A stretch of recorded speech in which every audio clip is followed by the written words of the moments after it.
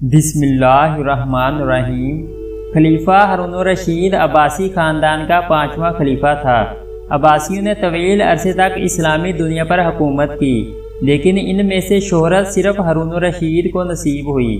ہارون الرشید کے دور میں ایک بار بہت بڑا قحط پڑ گیا۔ اس قحط کے اثرات سمرقند سے لے کر بغداد تک اور کوفہ سے لے کر مراکش تک ظاہر ہونے لگے۔ ہارون الرشید نے اس قحط سے نمٹنے کے لیے تمام تدبیریں آزما لی۔ اس نے غلے کے گودام کھول دیے، ٹیکس معاف کر دیے، پوری سلطنت میں سرکاری لنگر خانے قائم کر دیے اور تمام امراء اور تاجروں کو متاثرین کی مدد کے لیے موبلائز کر دیا۔ لیکن اس کے باوجود عوام کے حالات ٹھیک نہ ہوئے۔ ایک رات ہارون الرشید شدید ٹینشن میں تھا، اسے نیند نہیں آ رہی تھی۔ ٹینشن کے اس عالم میں اس نے اپنے وزیر اعظم یحییٰ بن خالد کو طلب کیا۔ یحییٰ بن خالد ہارون الرشید کا استاد بھی تھا۔ اس نے بچپن سے بادشاہ کی تربیت کی تھی۔ ہارون الرشید نے یحییٰ خالد سے کہا، استاد محترم، آپ مجھے کوئی ایسی کہانی، کوئی ایسی داستان سنائیں جسے سن کر مجھے قرار آ جائے۔ یحییٰ بن خالد مسکرایا اور عرض کیا، بادشاہ سلامت، میں نے اللہ کے کسی نبی کی حیات طیبہ میں ایک داستان پڑھی تھی۔ یہ داستان مقدر، قسمت اور اللہ کی رضا کی سب سے بڑی اور شاندار تشریح ہے۔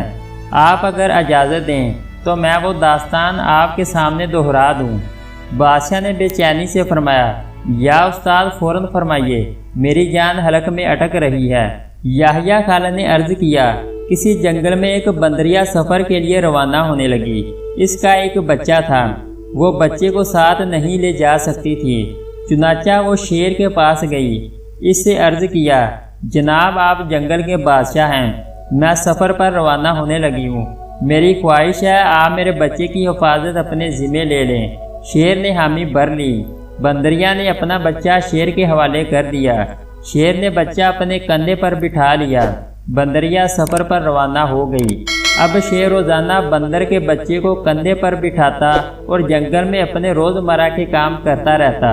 ایک دن وہ جنگل میں گھوم رہا تھا کہ اچانک آسمان سے ایک چیل نے ڈائی لگائی، شیر کے قریب پہنچی، بندریا کا بچہ اٹھایا اور آسمان میں گم ہو گئی۔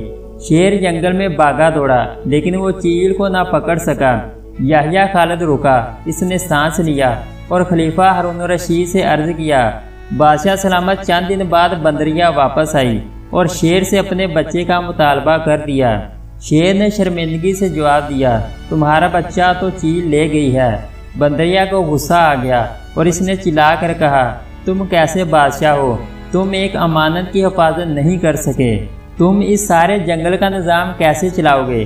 شیر نے افسوس سے سر ہلایا اور بولا، میں زمین کا بادشاہ ہوں، اگر زمین سے کوئی آفت تمہارے بچے کی طرف بڑھتی تو میں اسے روک لیتا، لیکن یہ آفت آسمان سے اتری تھی اور آسمان کی آفتیں صرف اور صرف آسمان والا روک سکتا ہے۔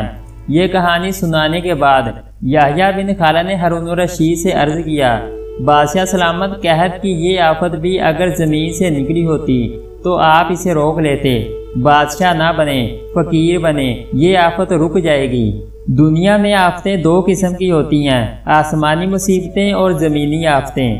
آسمانی آفت سے بچنے کے لیے اللہ تعالیٰ کا راضی ہونا ضروری ہوتا ہے، جبکہ زمینی آفت سے بچاؤ کے لیے انسانوں کا متحد ہونا، وسائل کا بھرپور استعمال اور حکمرانوں کا اخلاص درکار ہوتا ہے۔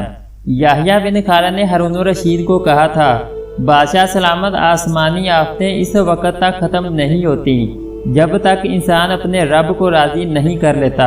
آپ اس آفت کا مقابلہ بادشاہ بن کر نہیں کر سکیں گے، چنانچہ آپ فقیر بن جائیں، اللہ کے حضور گر جائیے، اس سے توبہ کیجیے، اس سے مدد مانگیے۔ دنیا کے تمام مسائل اور ان کے حل کے درمیان صرف اتنا فاصلہ ہوتا ہے جتنا ماتھے اور جائے نماز میں ہوتا ہے، لیکن افسوس ہم اپنے مسائل کے حل کے لیے 7 سمندر پار تو جا سکتے ہیں، لیکن ماتھے اور جائے نماز کے درمیان موجود چند انچ کا فاصلہ طے نہیں کر سکتے۔ اگر آپ کو ہماری ویڈیو اچھی لگی تو اس کو لائک اور سبسکرائب کر دیں۔